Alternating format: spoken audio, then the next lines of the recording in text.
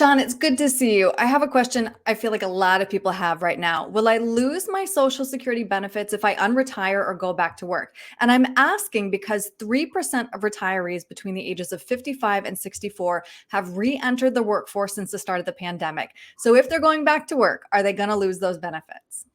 Well, first, I really hope they're going back to work because they want to. Right. Unfortunately, we've seen retirees go back to work because they need to. Mm, But the good news is your Social Security benefits are probably not going to be impacted. If you retire and then go back to work before you've reached your full retirement age, which for most of us out there is 67, for some of us, it's going to be less than 67. If you haven't reached that milestone yet and you go back to work, there will be some reductions probably in your Social Security benefits. So long as you're beyond that full retirement age, again, of 67 for most of us, if you go back to work, your benefits will not be impacted whatsoever. So right. you're still going to get it. It may be reduced. There are certain thresholds that we look at based on how much you make, but it may be reduced, but it won't be taken away. That's good to know. So, yeah, they're not going to go away, but they may change. Good to talk that through. Now, there are two more considerations that we want to walk through. If you unretire, you may have to keep taking those required minimum distributions. You do. Your required minimum distributions kick in at age 72. It's going to be a notice that you're going to get from your custodian saying, Erin, you've got to take out X amount of dollars this year from your IRA or your 401k.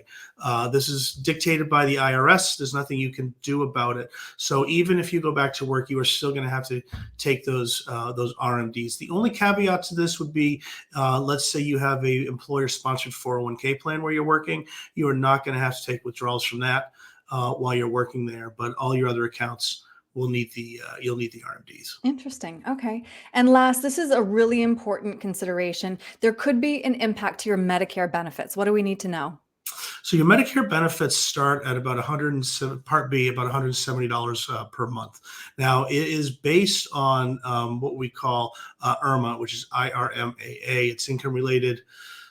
Well, I forget the last two of that. There's so many acronyms, Erin. But anyway, the social Medicare looks back at what your income was 2 years prior, and then they may make an adjustment to your Medicare Part B. And so if you do go back to work and you start making more money, that's going to be considered in that calculation. So you may have higher premiums to pay if you go back to work. And I'm going to follow up with you on that acronym so we can clarify that the next time. Doesn't matter. Everybody just calls it IRMA. IRMA, I right? get it. That's all we need to know. But it's interesting to understand the planning that goes into going back to work. Like you said, Sean, even if it's just by choice, it can affect a lot of different things. So if somebody wants to talk through those implications, what's the best way to reach you?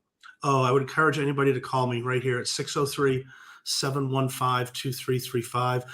If you'd prefer to go to our website and learn a little bit more about Davis Wealth Management and what we do, you can do that, which is daviswealthmgmt.com.